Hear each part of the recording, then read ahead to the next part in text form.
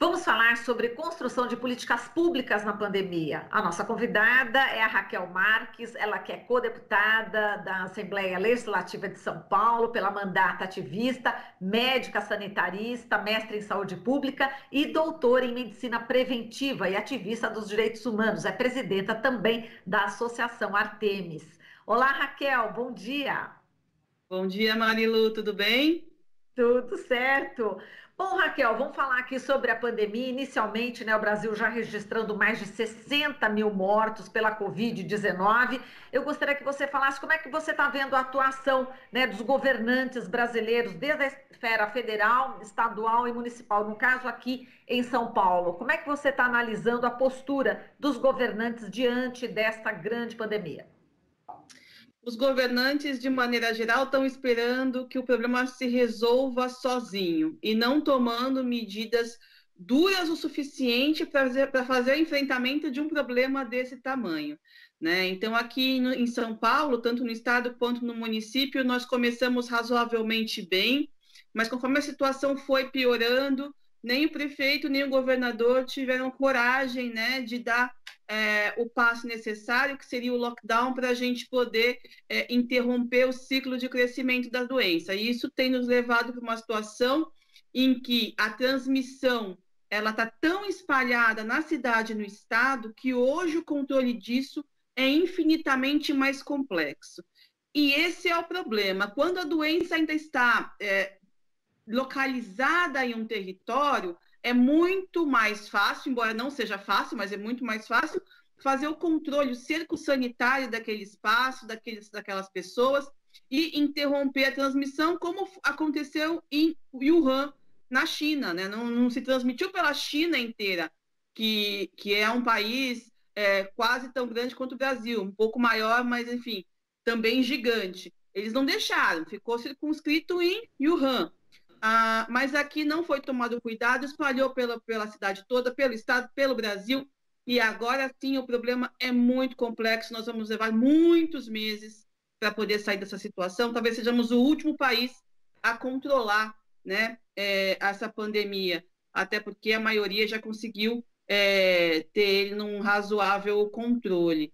Então, faltou pulso para lidar com isso, e agora nós vamos colher um dano ainda maior na economia e muitos mortos e sequelados, infelizmente. Além do que, nós não tivemos políticas para poder manter as pessoas em casa. Na Europa, os trabalhadores formais tiveram 75% do salário pago pelo Estado e as empresas pagaram 25% para que eles ficassem em casa. Isso diminuiu a pressão das empresas na cobrança da volta ao trabalho. E também os informais receberam auxílios generosos do governo para poder ficar em casa. E isso, Marilu, se paga, porque quando você pensa que você faz uma medida tão intensa quanto essa, inclusive financeiramente por parte do Estado, mas isso vai durar 2 meses, é muito diferente de você ir levando em banho-maria e o problema se arrastar por um ano, né? Então, os danos econômicos do não enfrentamento do problema na magnitude que ele precisa são muito maiores. Sem contar que os doentes custam, e custam muito, não só pelo afastamento no trabalho, mas pelo próprio custo do tratamento. Um dia de UTI, mesmo no SUS, custa em torno de R$ 2.000. Um paciente de Covid fica internado em média 15 dias. Então, cada pessoa que vai para a UTI, o SUS despende R$ 30.000, né? O quanto não seria muito mais inteligente, tanto pelas sequelas que as pessoas sofrem, o sofrimento, as mortes, mas também economicamente, ter garantido que essas pessoas não se contaminassem, que tivessem condições de ficar em casa. São vários níveis, né, de maus resultados por falta de coragem de enfrentar o problema, por falta de consideração com a ciência. E olha que nós tínhamos uma vantagem, a gente pôde aprender com a China, a gente pôde aprender com a Europa, que tiveram esse problema antes de nós, mas mesmo assim não incorporamos a experiência bem-sucedida deles. E Raquel, a gente teve aí a grande manifestação dos entregadores de aplicativos, e essa é uma categoria que você também, em algumas entrevistas, sempre estava falando, né, enfim, da importância, né, desses entregadores, motoristas, caminhoneiros. Foi importante essa manifestação dessa semana, né? Foi muito. O break dos aplicativos que aconteceu essa semana foi uma manifestação por melhor remuneração dos trabalhadores de entrega, melhores condições de trabalho também. E é muito importante discutir e apoiar esse tipo de manifestação, porque esses trabalhadores da logística eles são a vanguarda do que tende a ser a desumanização das relações de trabalho, a virtualização das relações de trabalho, né? O que acontece com eles tende a acontecer com todas as profissões.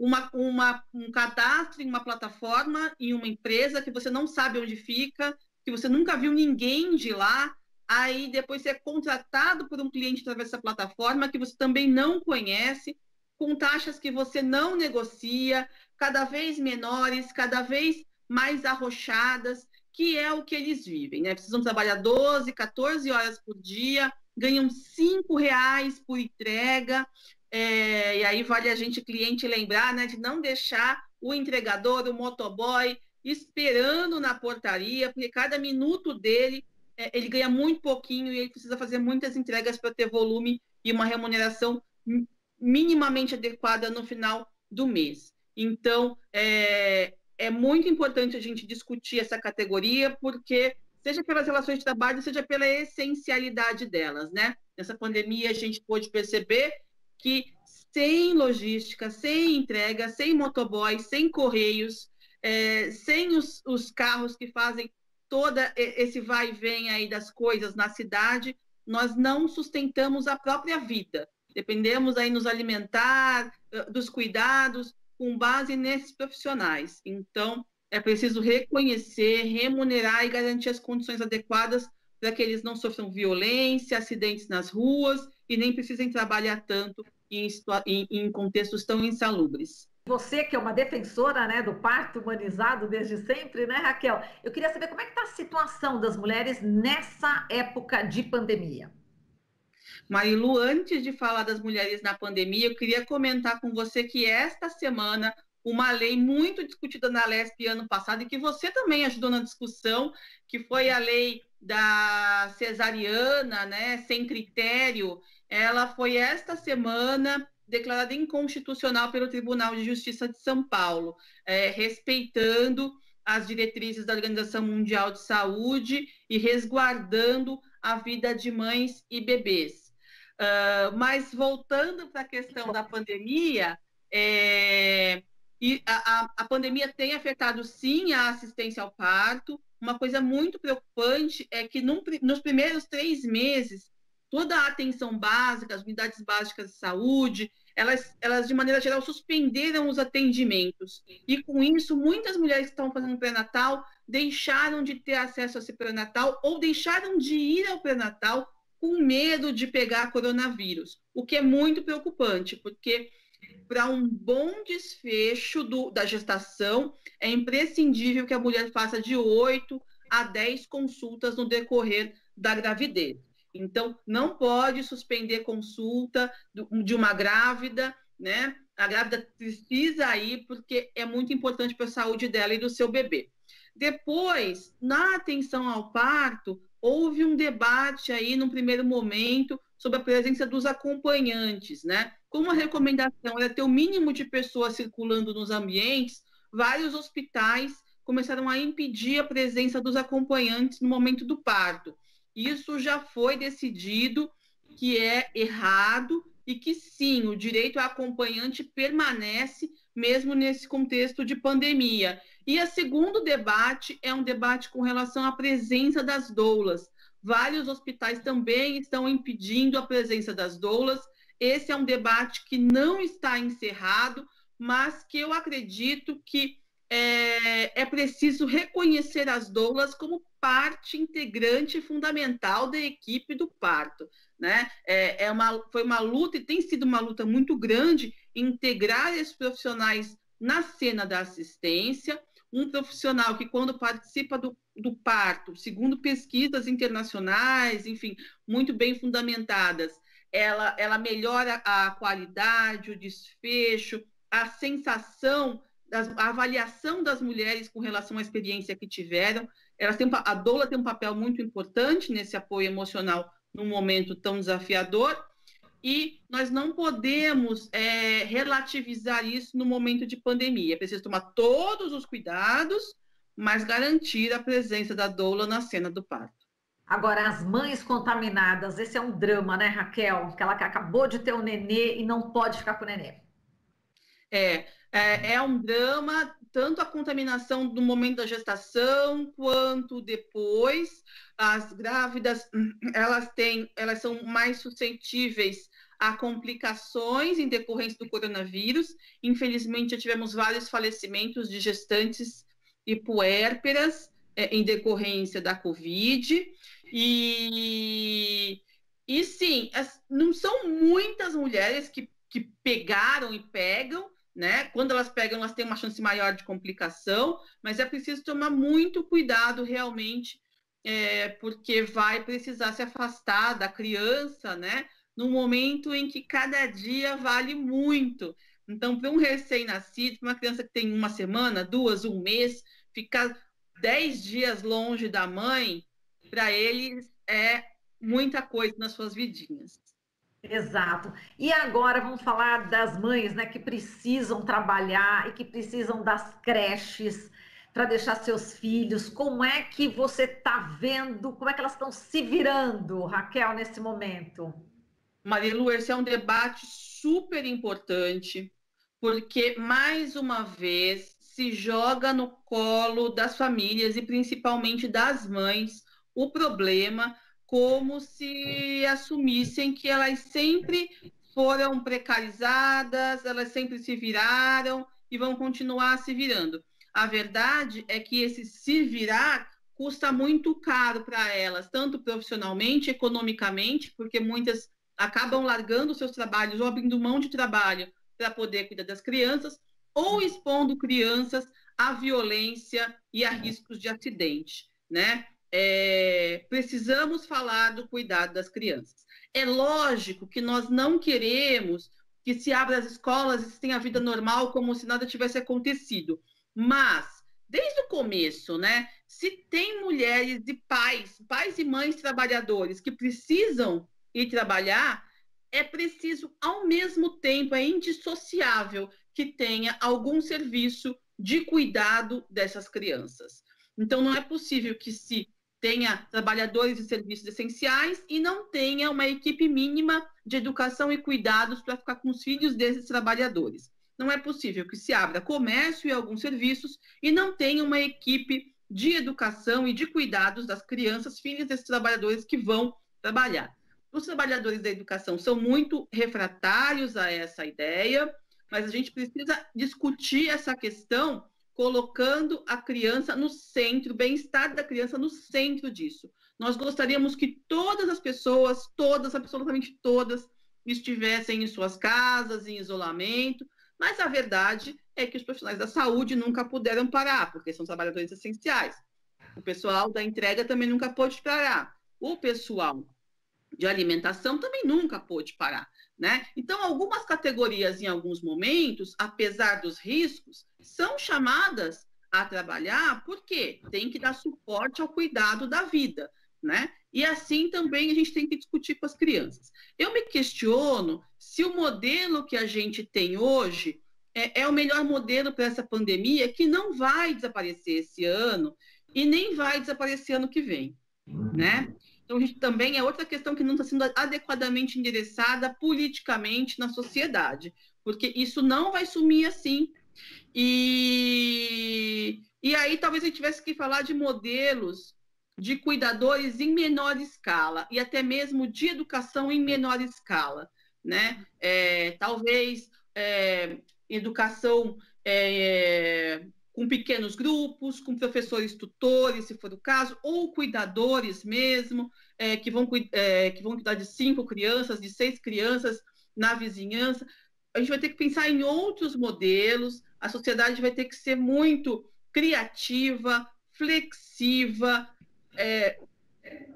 enfim, para poder dar conta dessas mudanças, porque o que não é possível é falar às famílias que se virem, às mães que se virem, ou deixar as crianças em situações precárias, porque elas sofrem violência e elas correm risco de acidente e morte. Exato. Agora, com essa sugestão, a gente vai precisar exatamente aumentar o número de professores, de cuidadores, não é isso? Aí vai precisar do investimento também do Estado, né, Raquel? Pois uma conversa séria passaria por a gente ver quem é da rede que a gente consegue realocar em outros modelos, o que nós precisamos contratar, o que também não é uma coisa fácil para cidades, para municípios e estados. É uma coisa que eu tenho conversado bastante com as pessoas do movimento social, porque há uns detalhes sobre orçamento público que poucas pessoas conhecem. Por exemplo, o município, o estado, eles têm uma conta corrente, vamos dizer assim, de dinheiro, de impostos, que quando acaba, né? Eles não podem, por exemplo, pedir empréstimos para poder cobrir alguma despesa que eventualmente eles não tenham dinheiro em caixa. Caímos? Não, não. Estamos no ar. Tá. Quem pode trazer esse dinheiro é a União, é somente a União, né? Então, quando a gente fala que precisa de recursos para poder fazer frente a isso, isso significa que o governo federal vai precisar enviar esse dinheiro para os estados e municípios, ainda que seja emitindo títulos, né? Usando alguns mecanismos que eles têm de fazer a gestão do fluxo financeiro. Então, essa discussão é uma discussão que a gente tem que ter os prefeitos e governadores como aliados, para que juntos a gente possa fazer o pleito junto ao presidente da República e o ministro da Fazenda, porque são eles que têm a chave do cofre, né? Para poder flexibilizar os orçamentos que são a priori engessados pela Lei de Responsabilidade Fiscal. E Raquel, para a gente terminar, vamos falar sobre a violência doméstica na quarentena. É bastante preocupante o que está acontecendo, né, Raquel? Porque esse contexto explosivo de isolamento social, serviços fechados, maior desemprego, uma tensão que tem levado todas as pessoas a consumirem mais álcool e drogas, né? Quem já tem esse hábito intensificou nesse contexto. E quando isso se junta a uma mulher, ou até mesmo crianças, enfim, a pessoas vulneráveis que vivem uma situação de violência dentro de casa, realmente, assim, você está vivendo com o seu algoz 24 horas por dia. Né? Se antes essa pessoa saía, trabalhar, né? Tinha uma outra rotina, agora é 24 horas junto, grudado naquele espaço. Então, a situação ficou muito difícil. O que é preciso que as mulheres, especialmente, que eu vou falar diretamente com elas, saibam? Existe a delegacia eletrônica, que você procura na internet, você consegue fazer o boletim de ocorrência da situação pela própria internet, e lá tem um campinho que você pode pedir uma medida protetiva, que é você avisar a polícia que você quer que ela venha tirar esse agressor do contexto doméstico. Isso vai ser avaliado, obviamente, mas você já pode avisar por ali mesmo. Se você não quiser, não puder fazer pela internet, você pode discar 180. 180 é o telefone para buscar ajuda em casos de violência doméstica. Você também pode buscar na internet a Defensoria Pública. A Defensoria Pública é um órgão que faz a advocacia gratuita para as pessoas que não podem pagar, e no caso de violência doméstica atende todas as mulheres de todas as faixas de renda, tá? Então, a Defensoria, ela pode fazer um trabalho de separação, guarda, pensão e afastamento do agressor do lar, se for o caso, tá? Eles estão fazendo atendimento, inclusive, pela internet, pelo WhatsApp. Então, entre no site da Defensoria, pega o telefone deles, liga para lá, vocês conseguem ser atendidos por internet, por WhatsApp. Tá? Então, essas são informações muito importantes. E lembrando que quando a gente fala de violência doméstica, a gente não está falando só de mulher e marido, né, esposa e companheira, namorado e namorada. Nós também falamos de qualquer pessoa que divida a casa com você.